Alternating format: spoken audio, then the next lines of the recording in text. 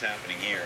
And we talked about this before. I don't want to get too technical, but each one of these bands is emanating off that storm, and in between each band you have little dips, what are called gravity waves, which kind of ripple through this too, give you a little bit of a pause. But this is almost a moot point in the storm because it's not like you're going, ooh, it seems like it's let up a little bit because the wind is blowing so hard. It's horizontal snow, and it's all blinding out there. Back edge of the storm, should we even talk about it? This is the end of the tunnel here, the light at the end of the tunnel, and that's a long way off. It's frustrating to know that we're still in this through a good part of the night and into the early part of the morning too, because the storm will actually stall for a little while offshore and then pull away tomorrow morning by mid-morning. Snowfall totals up to 16 inches in Southborough. This is the trickiest storm that I can remember trying to measure snow. It's like Sandy in the sense that the winds are strong, but Sandy just had a couple inches of rain, and at this time you're trying to measure snow to see if it makes it into the books, and the snow is everywhere. 20 right now in the city of Boston, 18 in Bedford. We have shoved that cold air all the way down into Plymouth and New Bedford. Unfortunately, I think those instruments are out thanks to the wind. Falmouth is holding on. All right, now this is getting ridiculous in Norwood. That is not a wind gust. That is, I think, a frozen anemometer, and it just sticks at one point and stays at that because we're at 91 for a wind gust. That is not a true wind gust. This is really not happening. And I'm not just because I'm in denial. I just believe that instrument is broken. 52 is our wind gust in Boston, 38 in Worcester, 60 down mid-Cape right now. High tide at 10 a.m. We have one more to go, folks, and this one is the grand finale. It is a tough tide because there'll be a lot of wind in the morning hours, piling the water up against the coastline. Our crews are out there, and bless their hearts, they are having quite the night in Scituate, Don Hall, and down through Sandwich. Brandon is down there, I believe. Is he not? Brandon Ganoa, I believe. And we have Hull and Plymouth, all with that north wind, with the water that will just pile up in those communities and cause major coastal flooding. That will be the signature of this storm along the coastline, along with the power outages.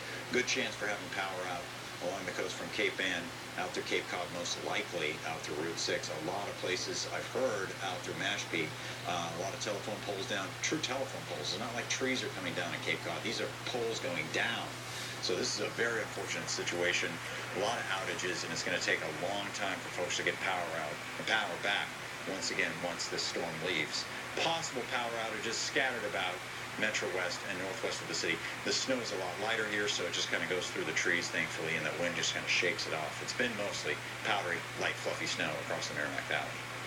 More to come, stay with us. All right, thank you very much, Pete. Let's go back outside now. Traffic tracker in the Boston area, downtown Boston area, and approximately in downtown Crossing, or Post Office Square. Not really sure exactly where that is. Trying to get a landmark there. Actually, that's actually not too far from Government Center. Yeah, almost like Congress Street. Right down the road from us here. But roads are actually, obviously, not getting any better, and they're going to get a lot worse. But that's what it's like out there. That'd be the drive you might take on the way to the Garden of the Game tomorrow. But that's not happening. They've postponed it till 7. But of course, we have a ban on all travel, so we'll keep you posted on when we get back on the roads and how all that works. Kana Whitworth has been outside close to Government Center and City Hall Plaza and joins us now with more on the situation in the city. And the timing actually pretty decent since tomorrow's a Saturday. Don't have to worry about the city workers and such. Kana?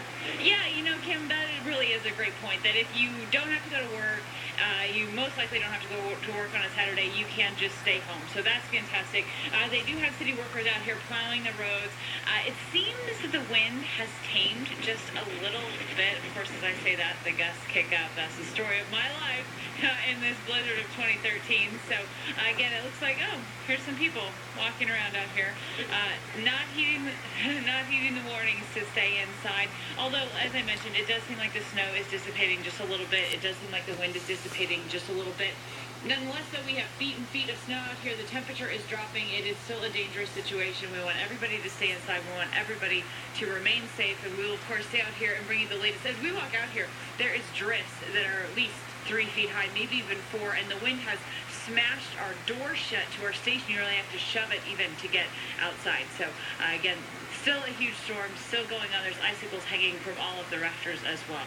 Reporting in Boston, Kana Whitworth, 7 News. Okay, curiosity just had Yeah. me. I gotta know. Yeah. No, I'm just saying, you gotta talk to some of those people and find out what they're doing. Obviously, there's some, everybody's walking around with bags. There's like, Maybe some local convenience. is there Yeah. actually some bread or milk on a shelf out there?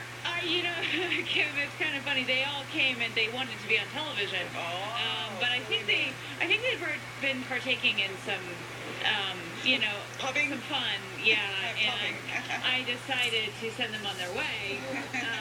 Well, at least they're behaving, Nothing worse than Riding out the storm. like being at a Red Sox game on a Friday night with a bunch of people imbibing. All right, thank you, Kana. All right, well, coming up here a bit on 7 News at 11 Today Show, Al Roker stopped by earlier tonight speaking with Kana.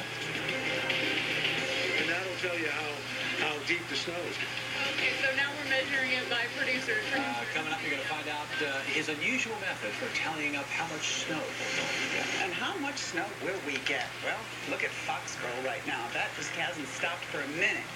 We've been here since, I think, midnight, since 4 o'clock. And it's going to continue like that in Foxborough and elsewhere as the plow comes through.